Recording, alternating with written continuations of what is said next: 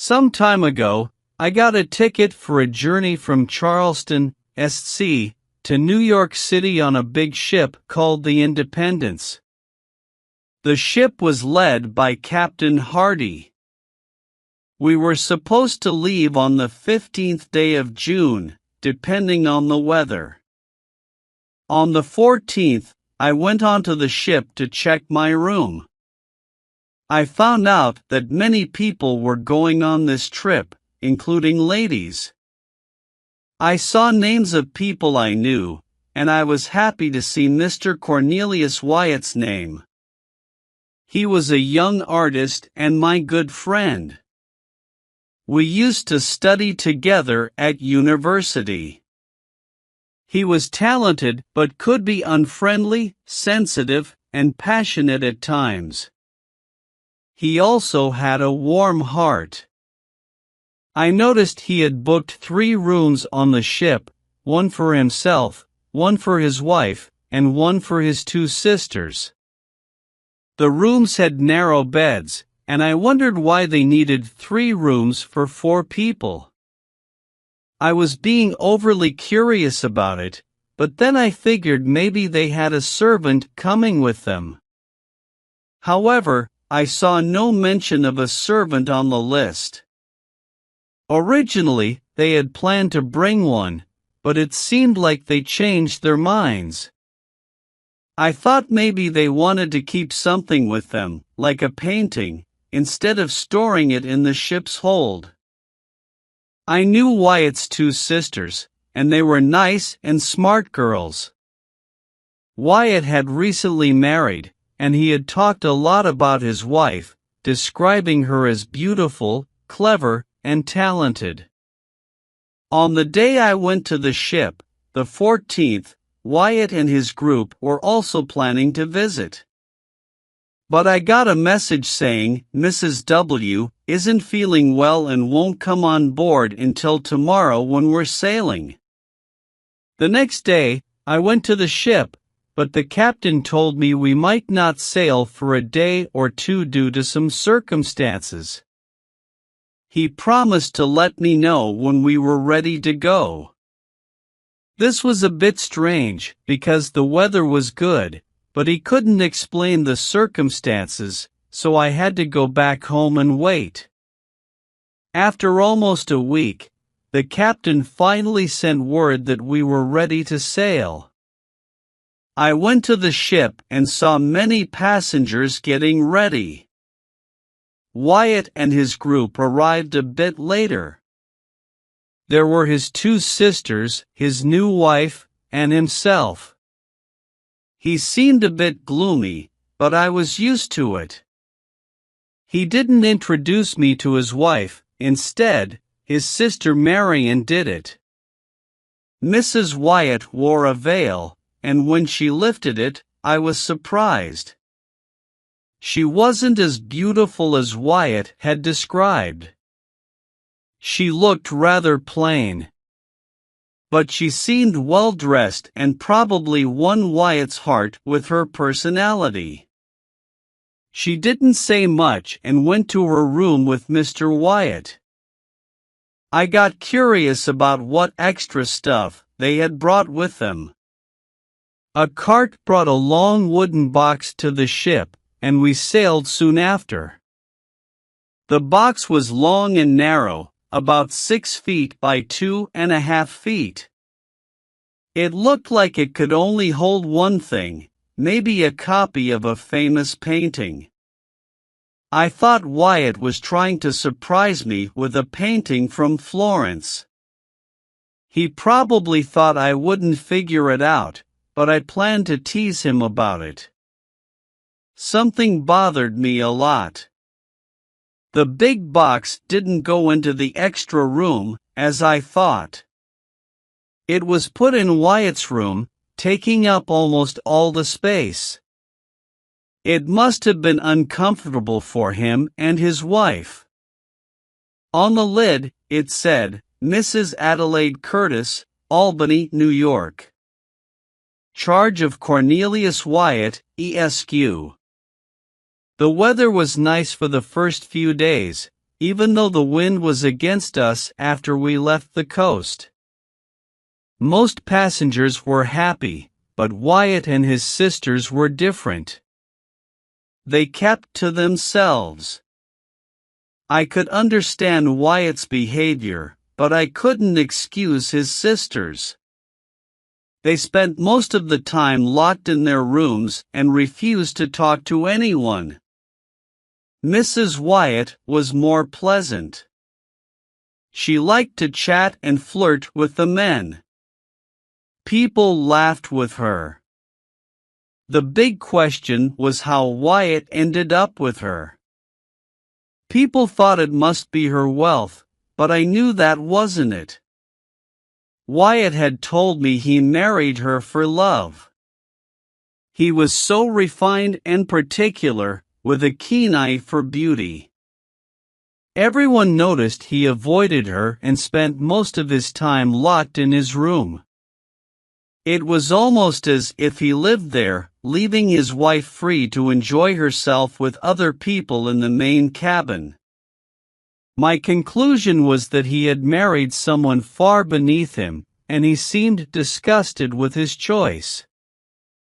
I felt sorry for him, but I couldn't forgive him for not sharing his secret about the Last Supper. One day, Wyatt and I were walking on the ship's deck. He was still very sad and didn't talk much. I tried to make him smile with a joke, but he could only manage a weak one. I felt sorry for him, especially when I thought about his wife. So, I decided to drop some hints about the mysterious oblong box, just to let him know I wasn't entirely fooled by his little game. I mentioned the odd shape of that box and winked at him playfully. However, Wyatt's reaction to my harmless joke made me think he might not be well in the head. At first, he stared at me as if he didn't understand, but then he burst into loud and wild laughter for about 10 minutes. In the end, he fell flat on the deck, seemingly lifeless. I called for help, and we managed to revive him. When he regained his senses, he spoke in a confused way for a while. By the next morning, he seemed physically better, but I won't comment on his mental state, of course. Following the captain's advice, I avoided him for the rest of the voyage. We both seemed to agree that something was off with him, but we kept it to ourselves. Several strange things happened after Wyatt's fit that made me even more curious. One of them was related to my own restlessness. I had been nervous, drinking too much strong green tea, and unable to sleep well for 2 nights in a row. My room opened into the main cabin, just like the rooms of all the single men on board. Wyatt's 3 rooms were separated from the main cabin by a sliding door that was never locked, even at night. Since we often sailed with the ship leaning to one side because of the strong breeze, the sliding door between the cabins would slide open on its own, and no one bothered to close it. My bunk was positioned in a way that when my room door and the sliding door were open, which was often due to the heat, I could see into the cabin, right where Mr. Wyatt's rooms were. On those 2 sleepless nights, I saw Mrs. W. leaving Mr. W.'s room quietly around 11 o'clock and entering the extra room, where she stayed until daybreak when her husband called her, and she returned. It was clear that they were practically separated, having their own rooms, probably preparing for a more permanent separation. And that's where I thought the mystery of the extra room was. There was another interesting detail. During those 2 sleepless nights, right after Mrs. Wyatt disappeared into the extra room, I heard some peculiar, hushed noises coming from her husband's room. After listening carefully, I figured out that it sounded like the artist was using a chisel and mallet to open the oblong box. I thought I knew when he opened the box's lid and put it on his bunk. I could hear the lid gently tapping the bunk's wood. After that, it was super quiet until almost sunrise. Well, except for a very faint sound, like someone softly crying or whispering. But it was so quiet that I wasn't sure if it was real or just my imagination. Maybe it was just a ringing in my ears. I thought it sounded like crying or sighing, but I knew that couldn't be true. It was probably a product of my imagination, maybe influenced by the green tea from Captain Hardy. Just before sunrise on those 2 nights I mentioned, I clearly heard Mr. Wyatt putting the lid back on the oblong box and securing it with the muffled mallet. After that, he would come out of his room, dressed, and go to wake up Mrs. W. from her room. We had been at sea for 7 days, and we were near Cape Hatteras when a big storm came from the southwest. We had seen signs of bad weather coming, so we got everything on the ship ready and even lowered the sails. For 2 days, we managed okay with the ship rocking a lot, but it didn't take in much water. But then, the storm turned into a big hurricane, and our back sail got torn to pieces. This put us in danger, and we faced some really huge waves one after the other.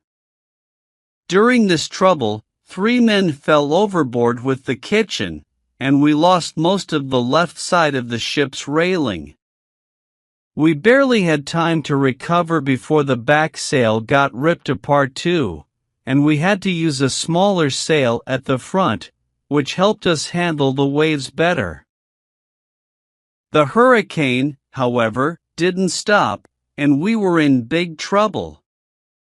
The ropes and things holding the ship together were not in good shape, and on the 3rd day of the storm, around 5 in the afternoon, the back part of the ship's mast broke because of a strong tilt to one side.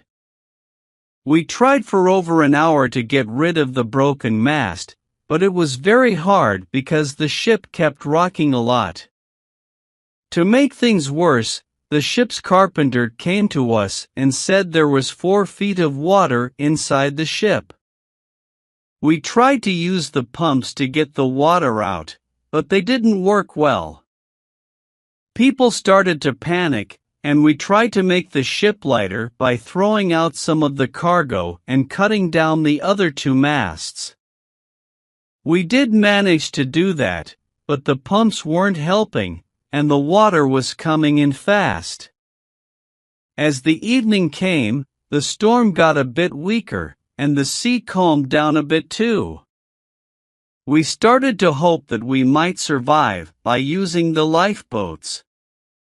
At 8 p.m., the clouds went away, and the moon came out, which made us feel a bit better. We got the longboat into the water after a lot of hard work. We put most of the crew and passengers in it. They left immediately, and after going through a lot of tough times, they finally got to safety at Ocracoke Inlet 3 days after the shipwreck. 14 passengers and the captain stayed on the ship, putting their trust in a small boat at the back. We managed to lower the boat into the water, but it was a close call, almost tipping over. On the boat, there were the captain and his wife, Mr. Wyatt and his group, a Mexican officer with his wife and 4 children, along with me and a servant. We didn't have much room for anything besides some essential items, food, and the clothes we wore. No one had thought to save more. But everyone was surprised when, a short distance from the ship, Mr. Wyatt stood up in the back of the boat and calmly asked us to turn around and get his oblong box. "Please sit down, Mr. Wyatt," the captain said firmly. "If you stand, you might tip us over. The boat is almost at its limit." "The box," Mr. Wyatt insisted, still standing. "The box, I tell you. Captain Hardy, please don't refuse me. It's very light, it's nothing at all.